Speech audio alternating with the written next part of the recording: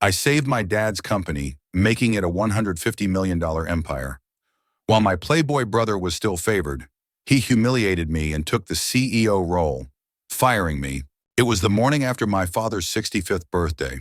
He'd celebrated it with friends, business partners, and even some distant relatives. But there was a heaviness in the air that couldn't be ignored. I had been working day and night for the last 5 years to save his company, my family's legacy. But in the midst of all the celebration, something felt wrong, something that I hadn't been able to articulate, but I knew deep down. I remember standing in front of the large mahogany desk in his office. My father was sitting in his old leather chair, his expression unreadable. The company was teetering on the edge of bankruptcy, and I had been the one to bring it back from the brink. I'd worked tirelessly, sacrificing friendships, relationships, my mental peace, just to pull the company back to profitability. And then there was my brother Tyler, handsome, charming, the golden child of the family. He had always lived his life without a care in the world, while I had been the one carrying the weight of our father's empire on my shoulders. But it wasn't just Tyler's easy life that bothered me. It was the favoritism that I had grown up with, watching him effortlessly glide through life while I was left to pick up the pieces of a collapsing business. The sound of the elevator doors chiming broke my train of thought. Tyler walked into the room with that cocky, confident stride. He gave our father a hug and winked at me like he always did, mocking me, pretending to care. "Hey, sis, what's up?" he said almost sarcastically. His eyes flickered to the financial reports scattered across the desk. I forced a smile. "Just wrapping up some things, Tyler. You know, business stuff." "Yeah, right," he chuckled. "Business stuff. The boring stuff. Glad I don't have to deal with that. Anyway, Dad, I've got something to talk to you about." My stomach churned as my father leaned forward, his eyes already lighting up in that familiar way. The way he looked at Tyler when he was about to hear something that would make him proud. I was used to it, but it didn't stop the resentment from bubbling inside of me. Flashback scene, my struggle. The company's decline had started years ago, but my father refused to acknowledge it. He'd become complacent, content with how things had been. My brother, on the other hand, had no interest in the company's survival. He was too busy partying in Miami, dating models and flying around Europe in private jets. I, on the other hand, was stuck in the boardroom, crunching numbers, negotiating deals, doing everything I could to save the family business. Late nights were spent on the phone with investors and potential clients, all while Tyler partied like it was a never-ending vacation. I couldn't remember the last time I had a proper night of sleep. My hair had begun to lose its luster, my eyes were perpetually tired, but I kept pushing myself forward, for my father, for the legacy. But no matter how hard I tried, it was never enough. Dad always praised Tyler, even when he did nothing to contribute. He was the golden boy, the one who could do no wrong in my father's eyes. I was the one who worked tirelessly behind the scenes, yet Tyler, with his arrogance and reckless attitude, was always the one who got the recognition. Present day, the betrayal.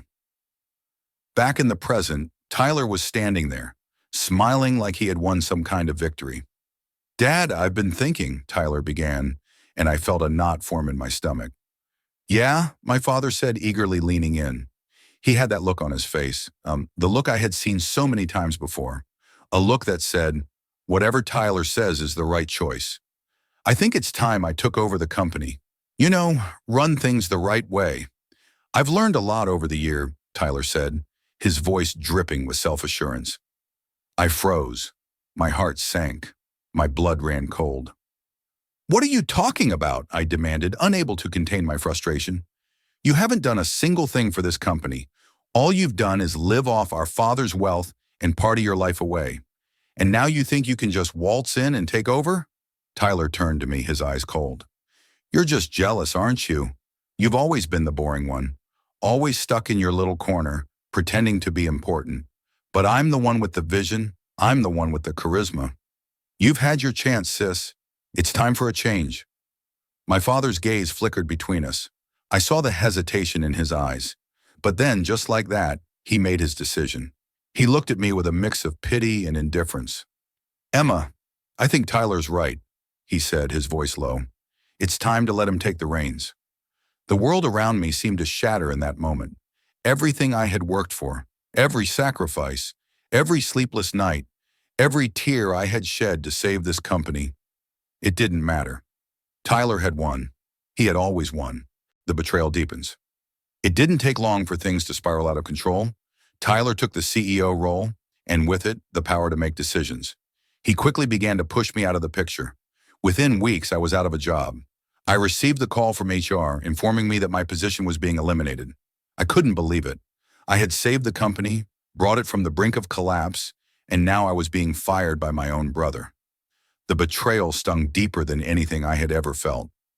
Tyler didn't even have the decency to tell me himself. He didn't have the guts to face me. He had HR handle the dirty work. The man who had never lifted a finger to help me now had everything, and I was left with nothing. But it wasn't just the firing that hurt.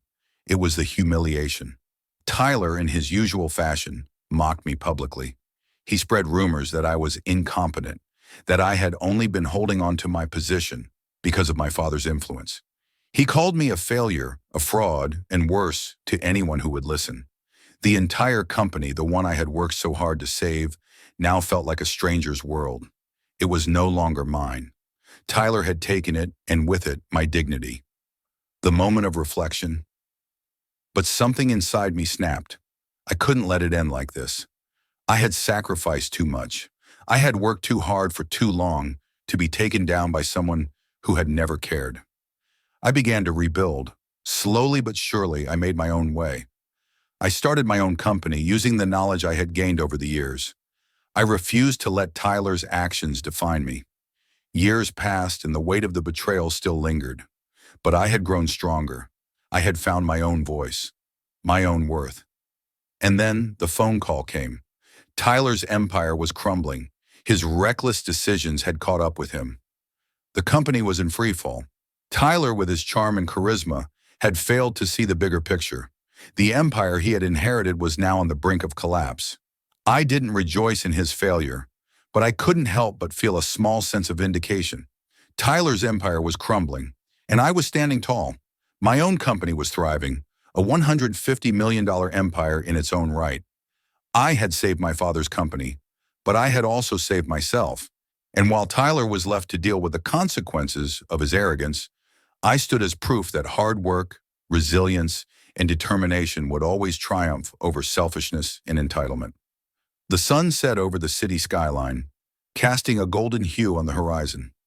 I stood at the window of my office, looking out at the world I had built, the world that had once seemed so far out of reach. I had lost so much, but I had gained more than I ever could have imagined. My father, who had once favored Tyler, now looked at me with a mixture of pride and regret. He knew I was the one who had always been there, even when he had overlooked me. And as for Tyler, he had learned the hard way that in the end, it was never the golden child who inherited true success.